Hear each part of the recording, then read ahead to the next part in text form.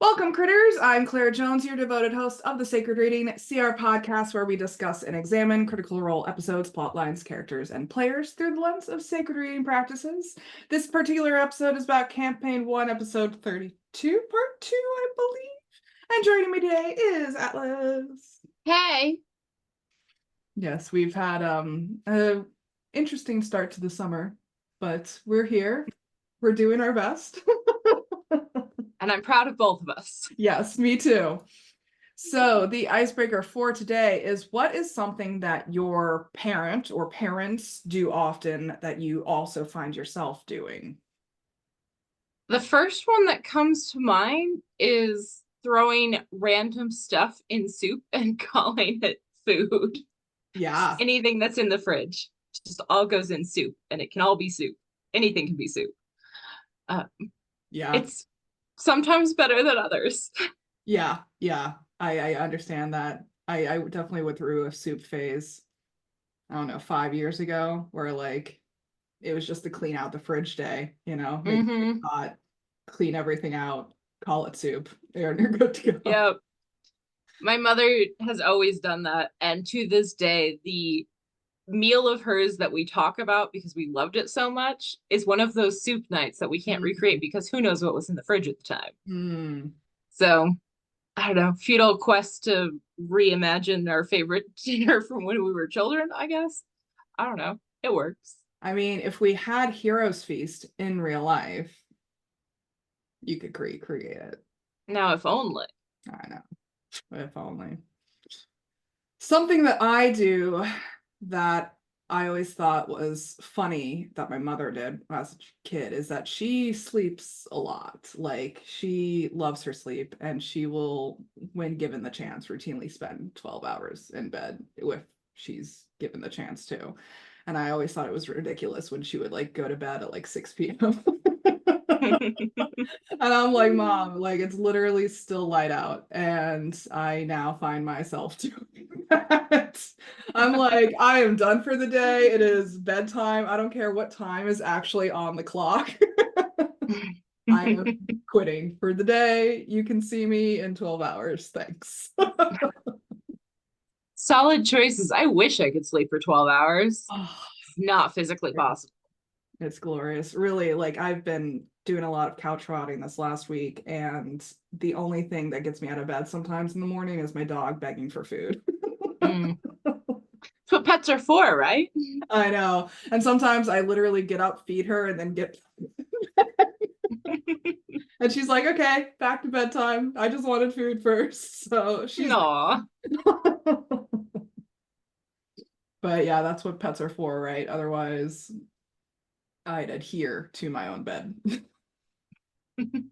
Fair enough. Well, please join us as we embark on this exciting adventure and story analysis and self-reflection in order to deepen our understanding of ourselves and the world around us. As always, we love hearing your own insights and stories as well, so please comment, like, subscribe below. And ready? All right, let's dive in.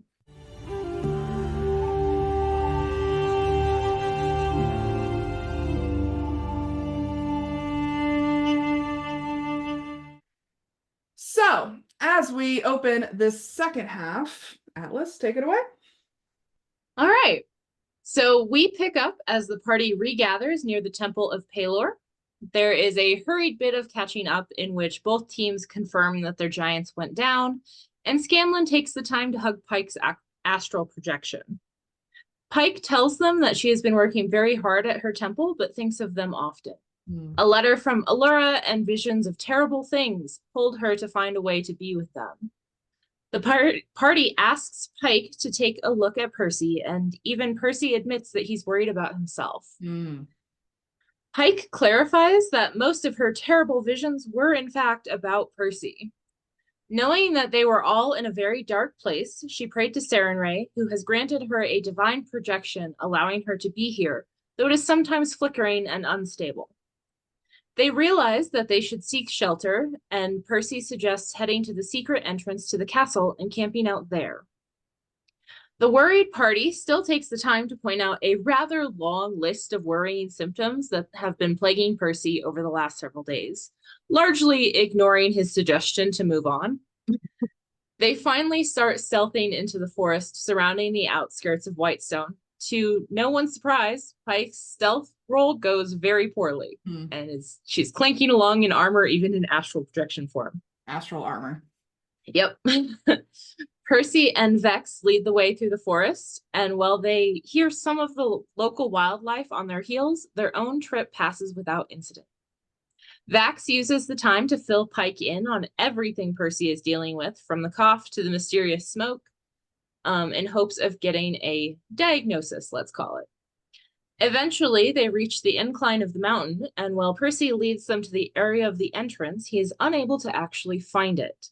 With the twins' help, they are able to locate a portion of the mountainside that is looser rock and looks like a fairly recent rockfall.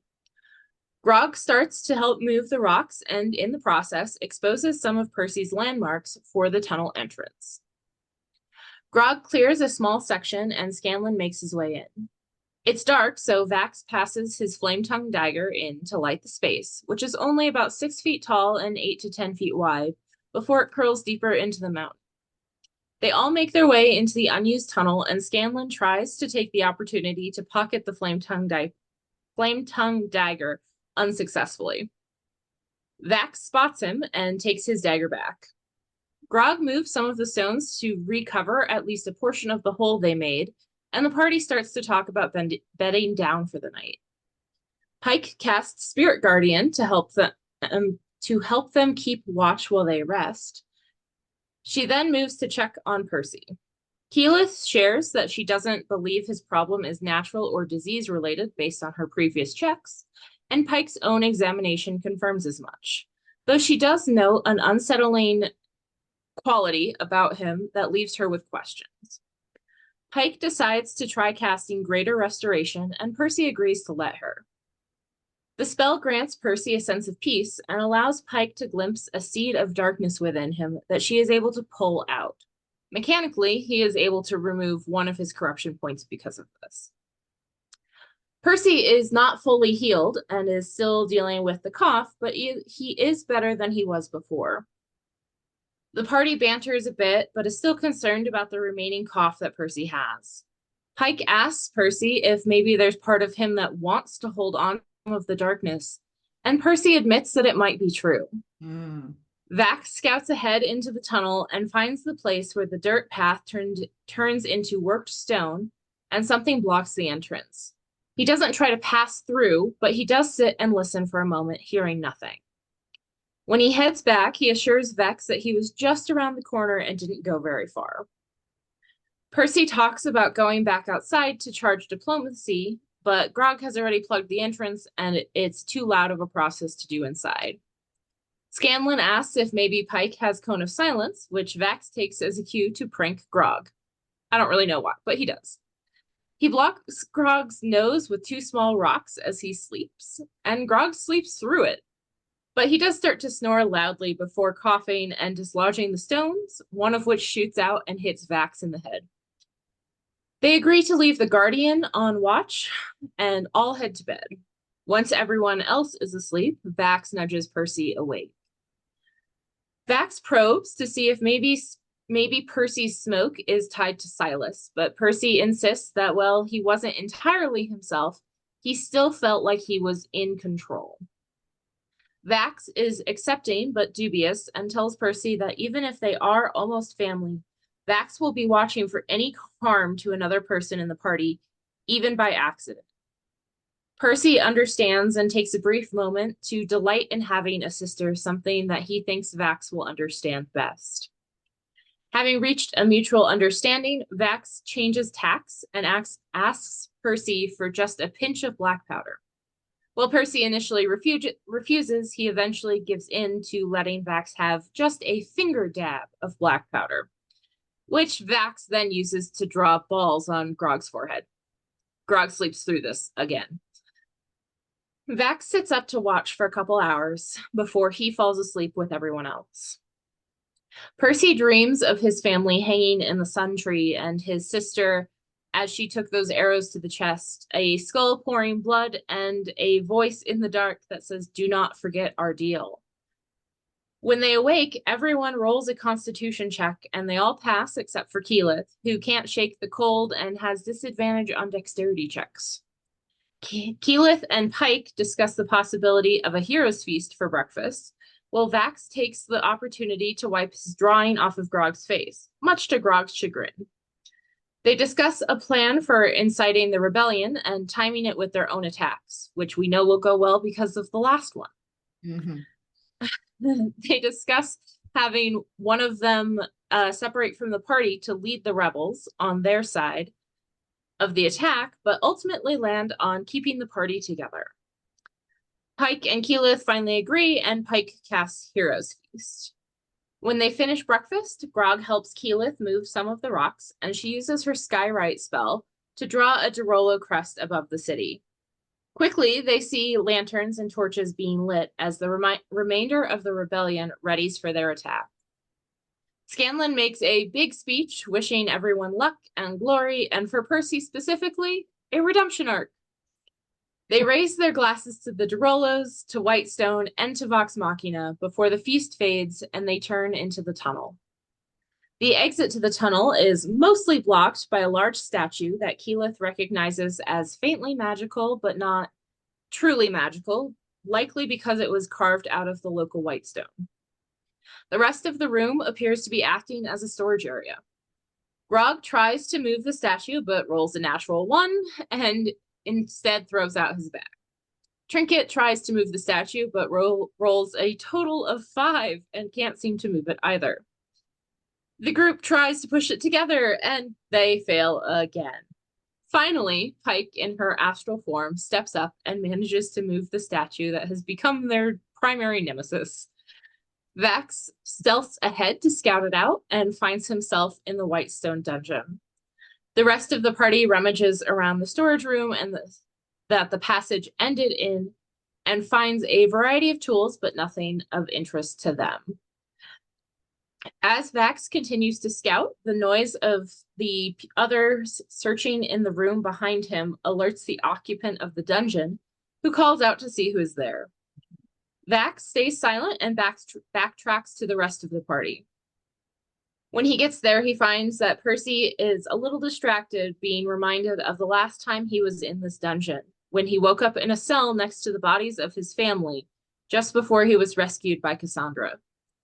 He is understandably distraught and just starts walking toward the cell that was his without saying anything to the group. When they reach the cell, it is empty, but the one across from it holds an old woman. Scanlan grabs her attention, assuring her that they are here to help. She is very guarded in her responses to them, but does tell them that her name is Gloria Sin. The party leaves Scanlan to do the talking, and this is probably a good thing because the woman needs a lot of convincing. Vex does jump in at one point long enough to do an insight check, which doesn't reveal much to us. The woman says that she is in the dungeon because she came to ask about dead fish in her stream and was thrown into the dungeon as a, quote, better offering than a fisherman. The party debates extensively about leaving her in the dungeon for her own safety and coming back for her after getting rid of the Briarwoods, or letting her out now. During this debate, Vax and Vex go through the rest of the dungeon and find no one else. Pike and Grog remain extremely suspicious of the old woman, so they stop and make her eat and try to tempt her with fresh blood in case she is a vampire or undead. Vex pretends to pick the lock on the cell to appease the woman, and in her impatience, the woman grabs her hands to guide her. Vex feels only one hand when this happens, and that is where they end the episode. That's so funny. I completely forgot about the dungeon part until you started talking about it. Like, oh, right, that's a big part of this episode. Just a bit. Oh, man. I mean, so many interesting things happen in these down transitions that we have where it's not fighting, they're not really accomplishing much in the second half, but there's a lot still going on in the second half. There's a lot of little character threads, which is part of what makes the story so good. So Mhm. I like these little down transitions, even though it doesn't feel like much happened. And if you summarize it, it really is. They Yeah. walk down the tunnel and find a dungeon. There's a person in it. Yeah. But there's all these little moments that I love, like the one where Percy says, "Vax, I have a sister." That is Mhm. one of my favorite lines in the entire show because Mhm. it's just so heartfelt, and it's Percy taking all everything he's bottled up and letting us see just a little bit of it. Mhm. And that line for me is one of the hallmarks of this entire show. I love it. I love what it means for him. I love what it means for the story. It makes me so happy. Mhm. But we'd skip it if we were just going on, let's just stick to the action. It's Yeah. because they have the downtime that stuff like that even happens. Yeah. Yeah. And I absolutely love the question too of like, do you think you're holding on to it for a reason? Like the dark, Hmm. like just snaps all around for that question because I feel like that question should be asked to everyone, not just like in Critical Role Vox Machina, but like the world like that we live in. It's a very important introspective question. Like, when in doubt, that's something you need to ask yourself. Man, like, and sometimes you do need a little bit of darkness to Hmm. your motivations centered and your understanding centered of the situation. Like, it just makes me think a lot about how much toxic positivity can actually harm sometimes. Like, you have Oh, yeah. some sort of shadow balance there. It's like the brutal facts of reality, right? Like, you have to be aware of those in order to make the best decisions going forward. Yeah, it's sometimes hard to remember that just because something is dark doesn't necessarily mean it's bad for you. Absolutely. Like, a little bit of cynicism can actually make your life way better, Yeah. and you probably should hold on to some of it. But when it's actively causing you harm, that's something you need to let go of. And it's not just that it's dark, it's the impact of it that matters. Yeah. And I think we see what we see with Percy is that, the darkness never fully leaves him, like, long term, Yeah. and it shouldn't.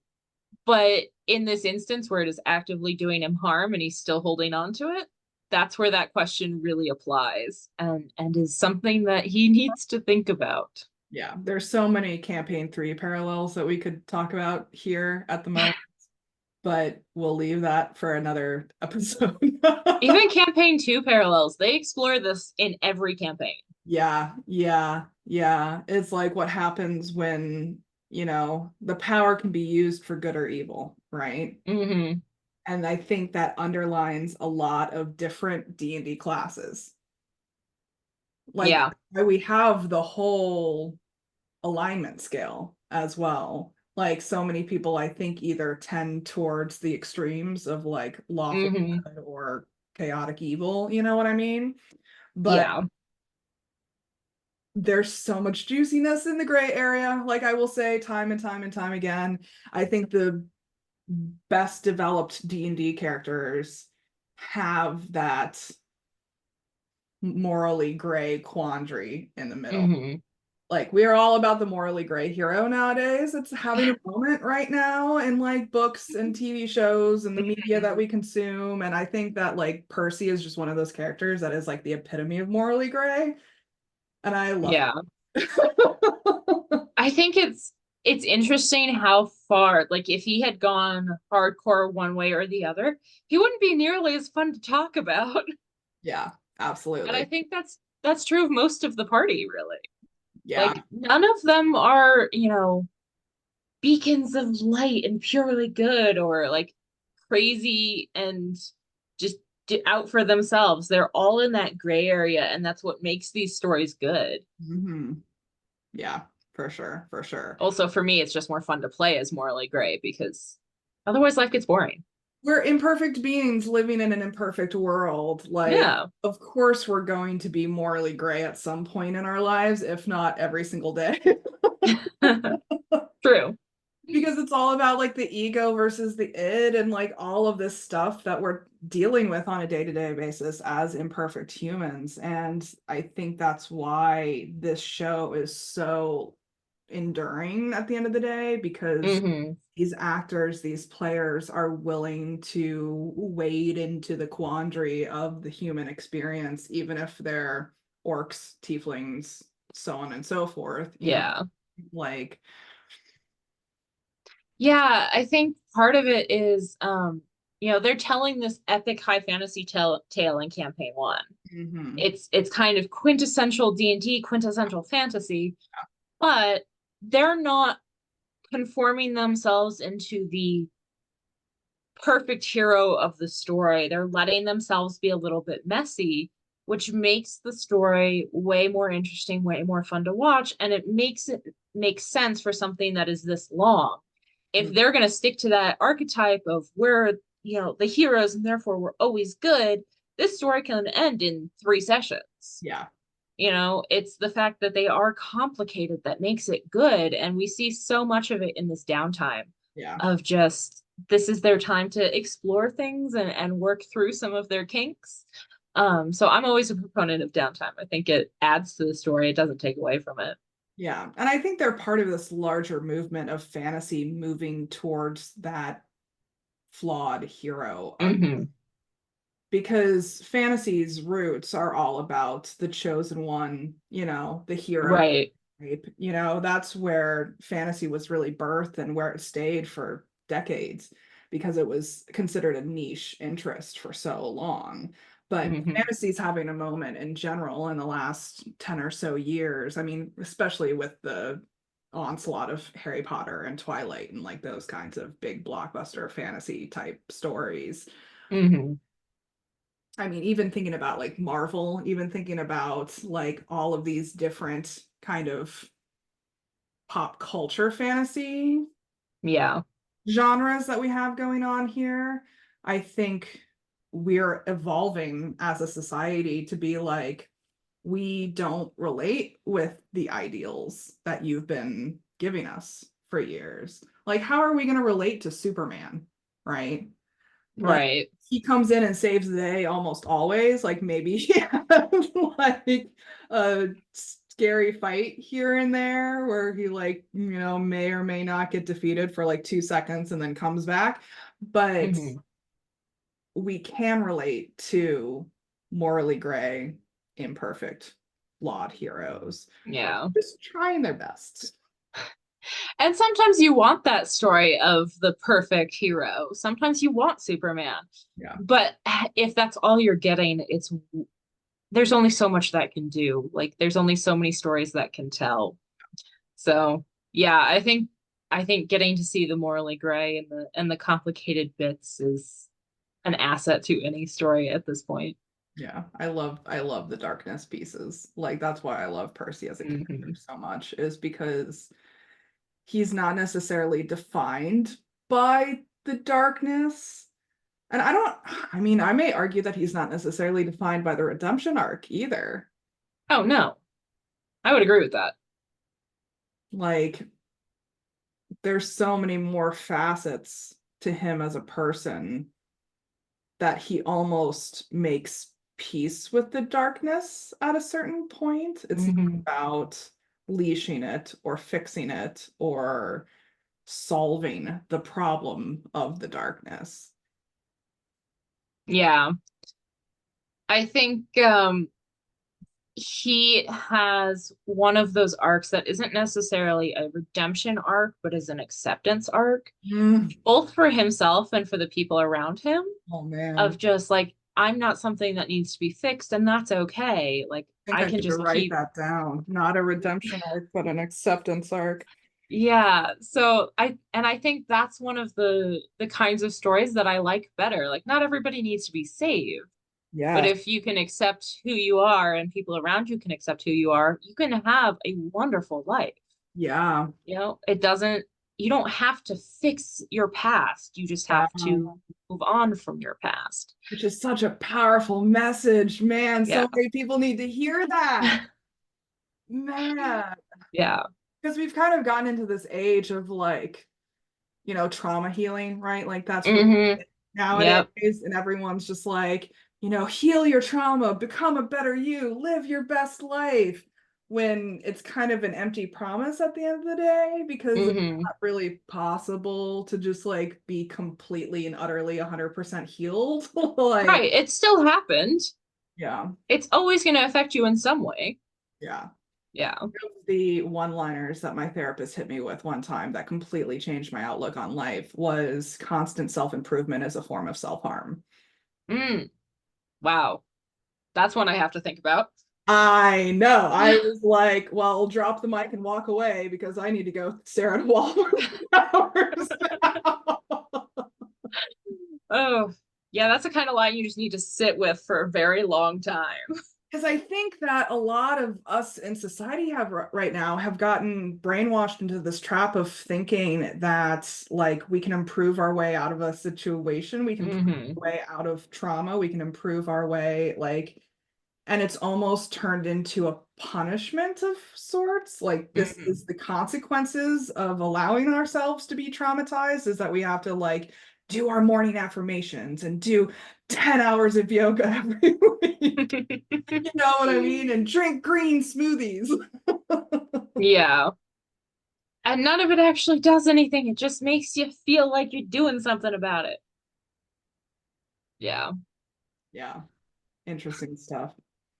Well, any personal experiences that come to mind as we talk about this? I mean, we could talk about the dungeon a little bit, but we're going to talk about the dungeon later on. So, That's for next episode, I think. yeah.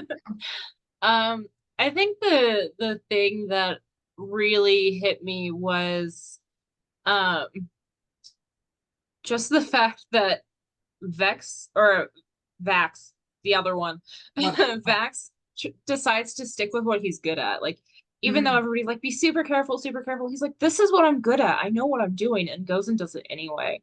mm, And I just, I'm in a place right now at work where I'm teaching a whole lot of new people to do my job. mm, And sometimes it's just taking a moment to be like, you know what? I actually am good at something. I'm going to go do it and be in a better place for it and just feel better about the whole situation.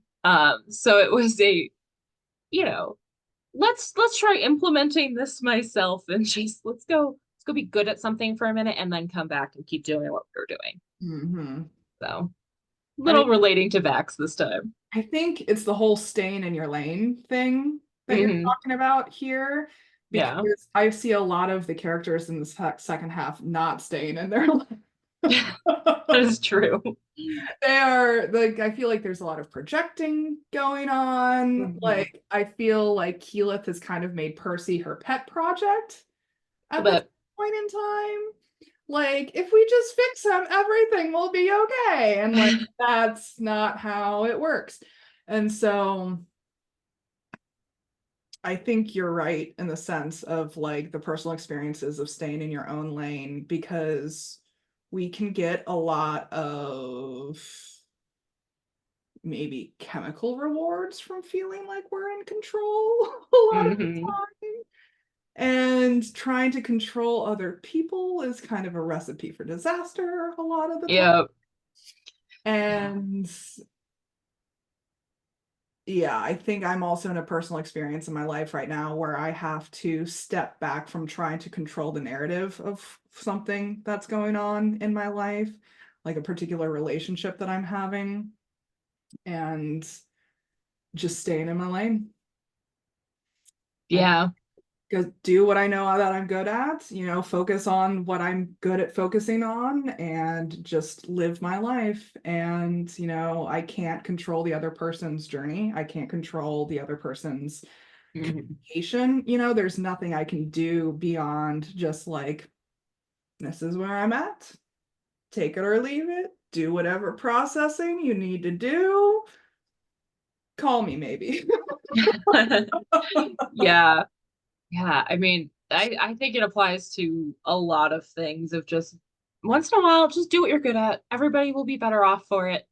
And I have appreciated that lately. It's Mhm, been mhm. hard to remember that sometimes I just need to do my own thing. I mean, we were talking about burnout before we hit record on Hmm. this, and I think that that's a fast path to burn. Oh yeah, is for trying to sure. control other people or control other people's experiences or the narratives that they're building or the journeys that they're going on. And I think that's also a very hard habit to break. So let's also give ourselves grace for that. Like, Oh, we're for sure. hating in this space right now. Yeah. No, it's come up a lot for me lately, and I feel like I was reading into it a little bit, but it definitely felt like this was a very applicable thing to take away from this episode that was very prominent in my life at the time I watched it. Mm-hmm, mm-hmm, Yeah. mm. Well, what are we going to do about it?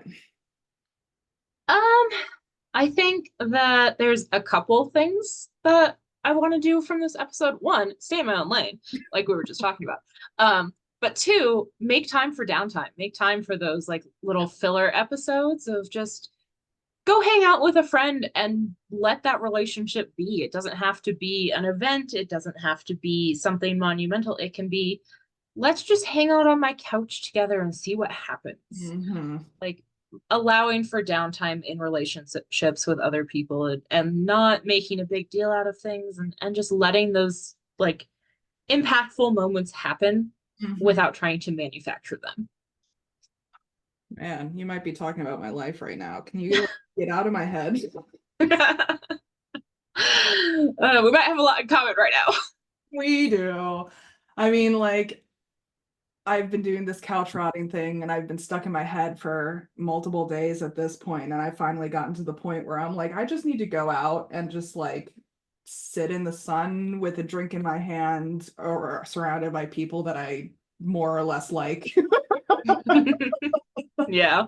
To just kind of like take my mind off of all of the ruminations that I've been going on. Like, it's Pride Month right now, and I've done jack shit. Like, I need to go Hmm. gay somewhere. I haven't gone to a single Pride event, and that's weird for me. I know. My friends actually invited me out for drinks this coming Thursday, and they were like, "We know you might be busy with Pride events," and I was like, "Girl, like I've got nothing on my calendar." I was like, "You will be my Pride event on Friday." Oh, relatable. Yeah, yeah. So, yeah, I've gotten to that stage where I'm like, all right, I just need to go live my life and, let the universe take care of whatever it needs to take care of because Yeah. I'm done trying to control the outcome of whatever multitude of situations I find myself in at the moment. Like, universe, take the wheel. I'm gonna go have a drink. Thanks. Good luck to both of us. I know. I mean, yeah, yeah. I think we can do it though. I think we have. I believe in us. I believe in us too. Well, anything you want to add before we wrap up for today? I don't think so. I think that's it for me. Talking about trauma and shadow selves and all of this stuff, just light topic for our podcast today. But everyone's on a healing journey. So, like I said, so many people need to hear the things that A, they said in the Critical Role episode, and B, the things that we said in our episode, because yeah.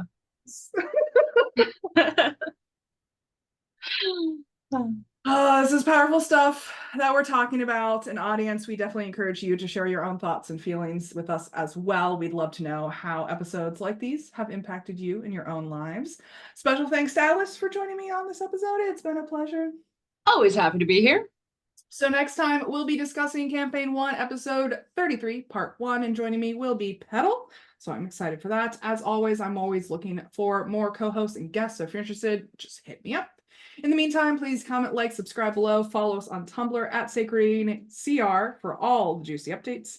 And until next time, may all beings be peaceful, may all beings be free, and be the chaotic good you wish to see in the world. Take care, guys. Bye.